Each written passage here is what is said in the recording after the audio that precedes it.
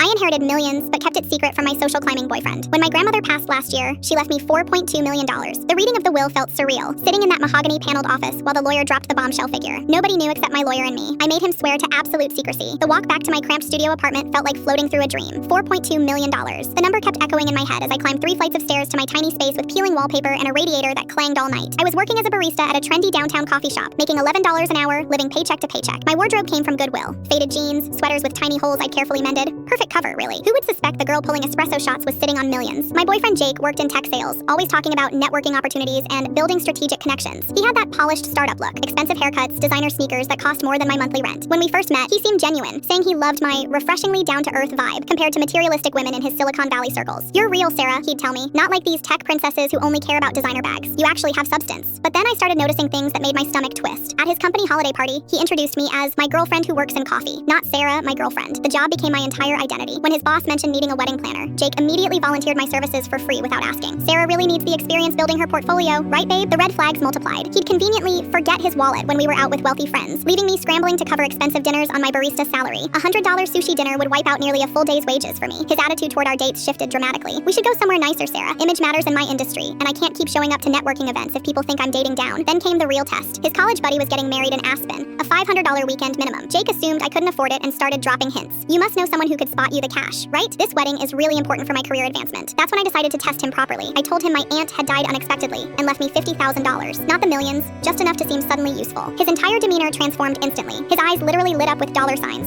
And suddenly he was full of ideas about our future together. He wanted to move in together and started mentioning business opportunities that needed a small investment from someone who believes in my vision. The proposals came fast. A food truck, a crypto venture, an app that would revolutionize something. Each pitch ended with him taking my hands, explaining how this could be our big break. Within a week, he proposed with a suspiciously expensive ring. I said yes, then dropped my carefully planned bomb. "There's just one thing. My aunt's will requires a prenup for any inheritance money." Jake's face drained of color. He stammered about trust and love, claiming prenups were relationship poison. Then he started researching ways around prenups, leaving browser tabs open about contesting wills and community property laws. When I wouldn't budge, he showed his true colors. He'd alternate between sweet manipulation and explosive anger, yelling about manipulative gold-digging women and how I was holding money over his head like some kind of weapon. The irony was absolutely beautiful. His demands escalated. First, he wanted access to my accounts for complete transparency. Then he suggested I loan money to his latest startup idea. When I refused everything, he'd sulk for days. Last week, he delivered his final ultimatum. "You need to choose, Sarah. Me and our future together, or your stupid money and dying alone with your cats." When I chose the money without hesitation, he completely lost control. He screamed that I was a materialistic witch who never deserved him anyway. He stormed toward the door, but not before grabbing the expensive watch I'd bought him from my inheritance, just to test if he'd actually take it. He didn't disappoint. As the door slammed behind him, I felt nothing but pure, overwhelming relief. $4.2 million, and no social climbing boyfriend trying to manipulate me into funding his dreams? Best inheritance ever.